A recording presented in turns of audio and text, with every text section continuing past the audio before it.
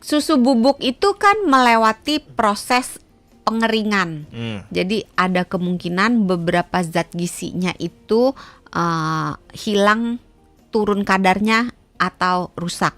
Tapi biasanya oleh produsen susu ditambahkan kembali si yang hilang-hilang tersebut gitu.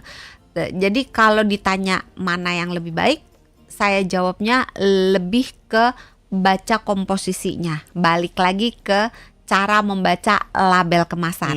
Jadi karena tiap produsen, tiap merek mempunyai kandungan gizi yang berbeda-beda, mempunyai kandungan gula yang berbeda-beda, mempunyai kandungan vitamin D yang berbeda-beda, proteinnya berbeda-beda, kalsiumnya berbeda-beda, zat besinya berbeda-beda.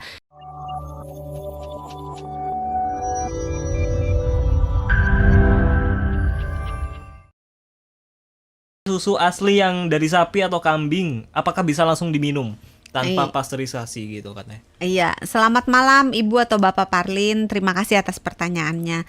Biasanya kalau susu yang langsung diperah baik dari sapi, kambing, atau kerbau atau kuda, biasanya kita panaskan dulu. Karena direbus. kalau direbus dulu. Karena kalau nggak dipanaskan kan ada bakteri-bakterinya gitu. Benar. Jadi takutnya kalau misalnya masih langsung dikonsumsi belum dipanaskan, masih ada bakterinya, nanti menimbulkan keluhan pencernaan. Apalagi gitu. kalau diminum langsung dari sumbernya ya, wah repot tuh. Itu mah bayi aja sama mamahnya gitu kan. Oke, jadi harus kalau misalkan kita kan yang ini ya, biasanya yang sering main ke peternakan tuh kan ada ini ya, fasilitas bisa minum langsung, itu berarti direbus dulu. Biasanya direbus Berapa dulu. lama biasanya kalau direbus tuh sebaiknya? Sampai mendidih gitu. Oh, sampai mendidih. Oh, pokoknya sampai mendidih Iya, aja ya. Oke, itu bisa langsung diminum ya. Oke, kalau gitu Pak Parlin, semoga menjawab ya. Terus juga kita ke Pak Yono di Jakarta Utara.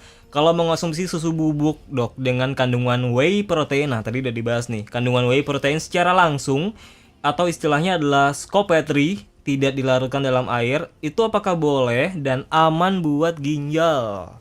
Berarti susu bubuknya nggak dilarutin di air gitu. Iya benar. Iya. Benar. Selamat malam Pak Yono, terima kasih atas pertanyaannya. Biasanya mah dilarutin dulu ya, kalau nggak suka di air boleh dilarutin di susu, boleh susu sapi, boleh susu almond gitu.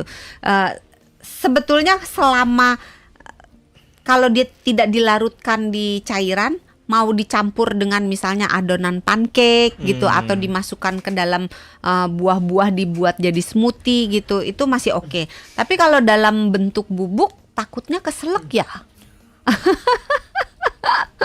Karena kan tepung-tepung gitu ya. Pertama itu. Kedua, biasanya turunnya ke saluran pencernaan ke dalam lambung jadi agak keganggu kalau dia bentuknya bubuk. Kalau dia bentuknya cairan, dia gampang masuknya gitu.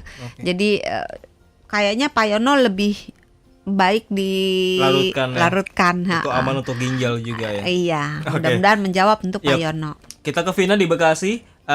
Susu antara susu bubuk dan susu cair, apakah berbeda kandungan nutrisinya? Iya, terima kasih Ibu Vina atas pertanyaannya. Selamat malam. Nah, ini kalau kecil ya kita suka dikasih susu bubuk nih. Ini lebih baik mana antara susu bubuk sama susu cair? Susu bubuk itu kan melewati proses pengeringan. Jadi ada kemungkinan beberapa zat gizinya itu hilang, turun kadarnya atau rusak. Tapi biasanya oleh produsen susu ditambahkan kembali si yang hilang-hilang tersebut gitu.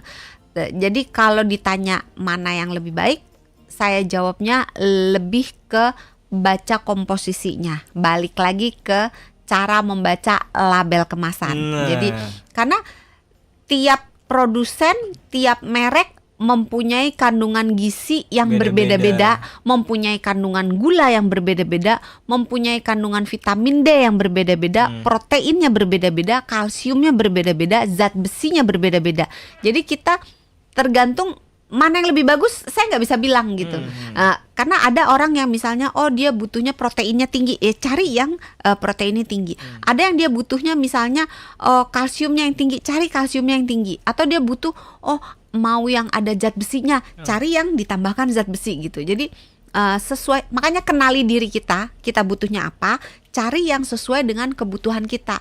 Tidak berarti sebuah produk itu terkenal atau mahal, maka pasti Bagus. produk itu bagus atau pasti produk itu cocok. Kenali diri kita sendiri gitu. Karena kita bukan orang lain bukan kita. Apa yang bagus buat orang lain belum tentu bagus buat kita. Sebaliknya, apa yang bagus buat kita belum tentu bagus buat orang lain. Gitu. Benar. Mudah-mudahan menjawab tuh. Tidak hanya mencintai orang, kita harus mengenali diri sendiri, tapi minum susu juga harus kenal dulu sama diri sendiri. Karena kalau misalnya kita kena laktosa intolerance, ya kalau kita berpikir bahwa kita harus minum susu, kita sengsara sendiri gitu kan. Benar. Padahal kan nggak harus. Kalau memang laktosa intolerance ya mungkin minum susunya dikit aja. Kalau betul-betul nggak bisa, ya jangan minum susu. Kan pilihan banyak. Bisa misalnya makan telur, makan ikan, makan ayam gitu. Masih ada pilihan-pilihan yang lain.